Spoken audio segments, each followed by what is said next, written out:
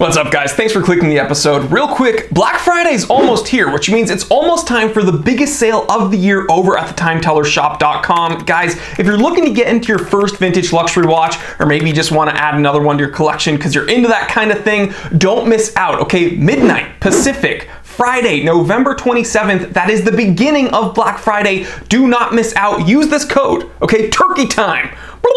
You don't need to add that noise, but Turkey Time will get you immense savings on every available watch. I am not restocking until Black Friday. You're gonna be mind blown at the watches we have, okay? Last year we sold out like within a day, and this year I'm having even more ridiculous watches to choose from. So do not miss out. I don't want to hear about it. Oh, I didn't know you guys were having a sale and then I showed up at the website too late. No. I'm telling you right now, use this code and save a whole bunch of money at my website, www.thetimetellershop.com. Okay, enjoy the episode.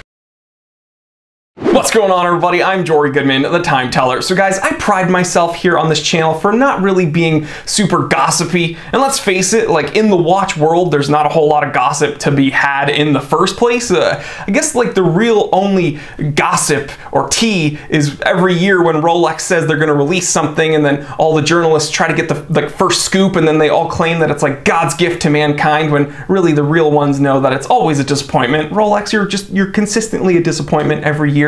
Or, you know, I guess when there's randomly like a pseudo scandal, like when Tag Heuer gets caught using Seiko movements after claiming that they're in-house movements, things like that. But today, I will be spilling some tea, partaking in some hot goss, and we're gonna be talking about something that is just too good to be true. Guys, I didn't know this was even a thing until this article got sent to me, and I have to share it with you, so let's just talk about it. It's 3:49 p.m., let's get down to business.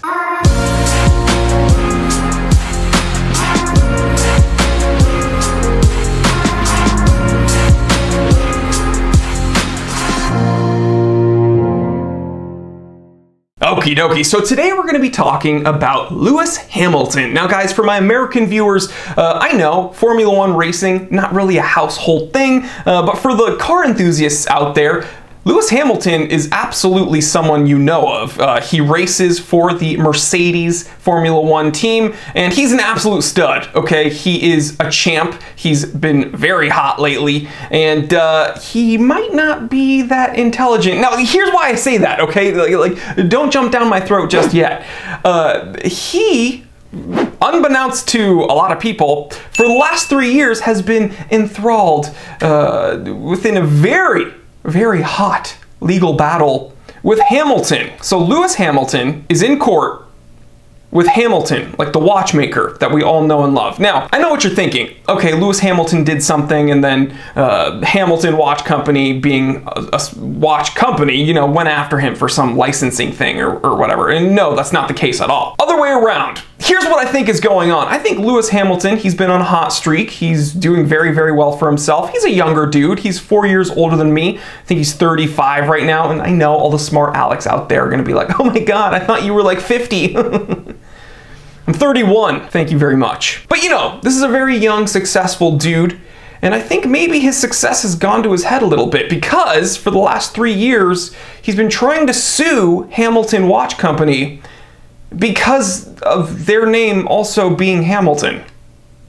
Now, special thanks to thesportsrush.com for this very concise article, but according to what I can gather online, Lewis Hamilton is upset with Hamilton Watch Company's trademark because it might interfere with him attempting to trademark a number of goods, what it says here, including watches, smartwatches, jewelry, and other things. Now, I'm no lawyer, but there's a few issues with Lewis Hamilton's argument here. And again, I don't think this is only Lewis Hamilton wanting to take Hamilton to court. I think he probably has some people advising him to do this, and boy, these athletes gotta stop listening to the people around them because a lot of them are making really bad decisions. Lewis Hamilton is a very wealthy dude, very successful dude. Just focus on doing what you've been doing, man. You don't need to do these stupid legal battles. But okay, here's the first issue with his argument about that trademark of Hamilton interfering with him licensing, you know, wristwatches and smartwatches. Lewis Hamilton is one of the main brand ambassadors for IWC. So any wristwatch product that Lewis Hamilton comes out with, I'm sure is going to be in conjunction with IWC. So if you're going to be arguing coming out with your own products, you're going to have to argue with IWC first. I mean, I don't know his contract, but I assume there's probably a non-compete clause, and he probably can't come out with his own wristwatches unless they're also, you know, released by IWC. So that's his first kind of flawed argument. The second argument the second hole in his argument is that Hamilton Watch Company has been selling goods since like 1892, I think. So yeah, I think Hamilton Watch Company has been doing it a little bit before you, Lewis. But it is kind of hilarious. You know, you get really successful, you win some races, you do really, really well. Everyone is clamoring to meet you. You have some people trying to steer you in the right direction, get you some extra money. Hey, the Hamilton Watch Company, who are they? They shouldn't be able to sell their products here in Europe. Again, they've been selling products everywhere since 1892, since before there were race cars. In fact, this argument that Lewis Hamilton has made is so ridiculous that the European Union Intellectual Property Office has come to the aid of Hamilton Watch Company, and here's what they said. The argument relating to the IP, or intellectual property rights, of the racing driver Lewis Hamilton fails. The contested mark consists solely of one word, Hamilton, and not Lewis Hamilton. It is rather common for this surname to be in English-speaking countries. So sorry, Lewis Hamilton, I'm actually a big fan of yours, and I hope you continue to be really, really successful, and I love watching you race, and I love racing in general, but here's the thing, you're not the only one with the last name Hamilton. So I get it. You want to be successful, you want to come out with your own products, you want to be the only thing on the block, you want to be the only Hamilton out there. You should have done this maybe in 1891. Get it? Like a year before. Hamilton Watch Company. Never mind. Lewis, you're an idiot. So guys, this is kind of a short rant, but this is just so funny that he's spent 3 years trying to get rid of the Hamilton trademark in Europe. Why waste your time, dude? That's how you know you are so successful, that you can just have people doing a 3-year legal battle that is absolutely frivolous. I don't know, but I thought that this definitely pertained to the watch world, and I wanted to share it with other watch enthusiasts. And a lot of the people here on my channel also own Hamilton watches, and I think a lot of you guys also watch Formula One. So I'd love to hear your opinions about this, and thank you to a few of the people that have sent me this article, because a lot of us didn't know that Lewis Hamilton was even doing this. I thought he had better things to do, like being a Formula One champion powerhouse. So Lewis, just stick to racing, be happy with your IWC watches, and stop worrying about Hamilton, because Hamilton doesn't really care about you. And the final thing I'll say is, I think both you guys, Hamilton Watch Company and Lewis Hamilton, I think you both will be incredibly successful in spite of each other. So no pun intended, Lewis, just stay in your lane. Driving pun.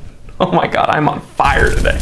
All right, guys, I'd love to hear what you think. Please leave me that comment. Fun, short, concise episode. Thank you so much for checking out the Time Teller shop. Thank you so much for joining the channel. It's the only reason the lights are on, only reason the camera's on, and the only reason you are here, because we can't do this content without you. So guys, stay happy, stay healthy, stay blessed. I guess this is kind of something we can all learn from. Just focus on what you're doing. Focus on your own success. Don't worry about other people, and don't worry about other people with similar last names as you. You know what?